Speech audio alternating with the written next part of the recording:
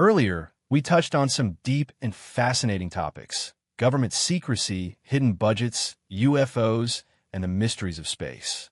There's so much more we could dive into, but I don't want to get lost in the weeds because we could talk for hours.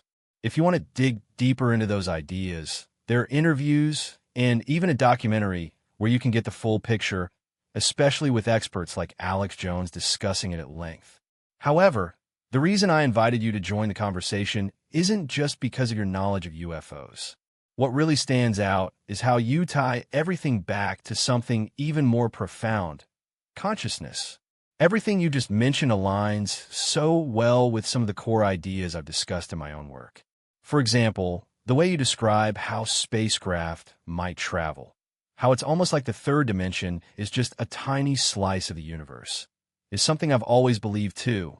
It's all about expanding our understanding beyond the physical and realizing that there's so much more energy and potential in the cosmos than what we perceive. Now, as we delve deeper into this subject, let's talk about the 5 levels of contact with extraterrestrial beings, as you've outlined. This breakdown offers a great way to structure our conversation and helps explain how we go from just seeing a UFO to engaging with these beings in a much more meaningful, intentional way. Close encounter of the first kind. This is the most basic level: seeing a UFO or unidentified object at close range. You can clearly see the structure of the craft, but it doesn't necessarily involve any interaction.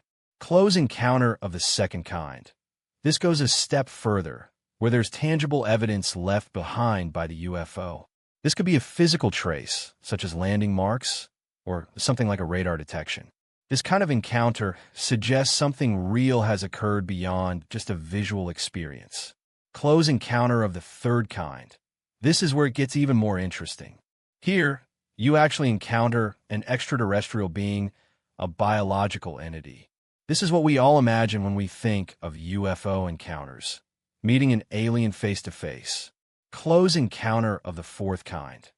This one is even more intense, as it involves being physically taken aboard a craft or transported to a different location with the extraterrestrials. This is no longer just a sighting. It's a full-fledged experience of contact. Close encounter of the fifth kind. And then we come to the most powerful level, the fifth kind. This is the first level where the encounter isn't passive. Until now, all of the other types of encounters just happen to you. But a fifth kind encounter is one where we take an active role. It's where we, as humans, use our intention to make contact with extraterrestrial civilizations. This is where we move from being passive observers to active participants. The concept behind it is that we become ambassadors, diplomats for humanity, inviting extraterrestrial beings to engage with us rather than waiting for random encounters. It's about using conscious intention with specific techniques or protocols to establish contact. In this sense, we take responsibility for initiating these interactions, opening up a purposeful path toward intergalactic communication. The shift from passive encounters to intentional, conscious contact is a game changer. It's a recognition that we aren't just waiting for something to happen, but that we have the power to invite this connection, to engage consciously with beings from other realms. This idea of becoming ambassadors for Earth, it's a new way of thinking about our place in the universe and our responsibility as stewards of this planet. It's time to move beyond the passive and start embracing the possibility of intentional contact. Imagine if we could take full responsibility for our relationship with other civilizations and humanity as a whole. Instead of leaving it to hidden programs or outside forces, we could take charge of how we interact with these advanced beings and the greater universe. This is the essence of what we call close encounters of the fifth kind, a groundbreaking concept that empowers individuals, groups, and humanity itself to actively step into a relationship with extraterrestrial civilizations. This isn't just about observing or waiting for a sign. This is about creating a conscious, deliberate connection.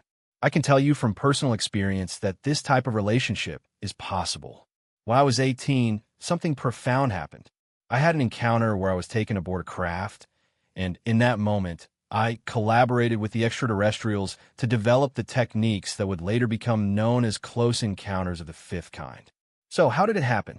Let me explain. I was meditating on a mountain, deeply immersed in a meditative state when something incredible occurred. As I went deeper into meditation, I reached a place of complete unity, where my consciousness was fully integrated with a cosmic, universal mind. It was as though my individual awareness dissolved into a greater, collective consciousness, something like what you might call Brahman consciousness or unity consciousness. I was fully present, even though my eyes were open and the stars above me in the Milky Way were so clear it felt as though I was touching them. Then, out of the darkness, something extraordinary appeared, a figure that at first looked like a deer standing on two legs. It had glowing eyes, and as it came closer, I realized it wasn't just an animal. This being reached out and touched my right shoulder, and in that moment, everything changed. I was filled with an intense sensation like all my hair stood on end. The air was cold, and I could feel the chill through my jacket as it was October, but nothing could compare to the energy I felt at that moment. Without any warning, I was instantly transported in a flash directly onto the craft. There I spent hours in a meditative state, not alone, but surrounded by these beings. During that time, I taught them about what it means to be human, how it feels to experience cosmic consciousness as a young person on Earth, and how that understanding could be used to facilitate future contact with civilizations beyond our own. This was not a dream or a mere fantasy. It was real. It's an experience that forever altered my perception of reality and our potential for interstellar communication. After a few hours, I returned to the mountain, but not exactly where I had left. I appeared further down the road, as if the fabric of space and time had been altered during my journey. The encounter was not just physical. It was a profound spiritual experience that left me with an understanding that we, as individuals, have the power to shape our future interactions with these advanced civilizations. This moment was just the beginning, but it serves as a powerful reminder that we are not passive observers of our reality. We are creators of it. When we take responsibility for our own consciousness and relationships, we open the door to limitless possibilities, not only with each other, but with the universe itself. The key is to understand that we have the ability to connect, teach, and learn from civilizations beyond Earth, and that process starts with us taking ownership of the conversation and the relationship. It felt like just 20 minutes had passed, but when I looked at the clock, hours had slipped by. Time and space felt completely different in that dimension, like I was outside the usual rules that govern our reality. It was almost like being in an anti-gravity field, similar to what you see in those videos of astronauts leaping on the moon. I wasn't exactly floating, but I could jump 20 or 30 feet with ease, like I was hovering down the mountain. It was exhilarating, but eventually, that sensation faded as I reached the small town where I lived, up in the mountains of North Carolina. At the time, I was attending Appalachian State University in Boone, and I didn't quite know what to make of this experience. I just knew it was something significant. I started practicing the techniques I had learned, which were developed with some extraterrestrial intelligence. Work we had to figure out together because they had to understand how humans would process and work with this information. So every night, I'd meditate deeply before bed and try to remote view where the ET crafts might be. And every single time they'd appear, they were spotted by the police, even on radar. It was surreal. But as you can imagine, I got freaked out. I was just a young, 18-year-old kid, and I had no idea what I was really doing, so I stopped.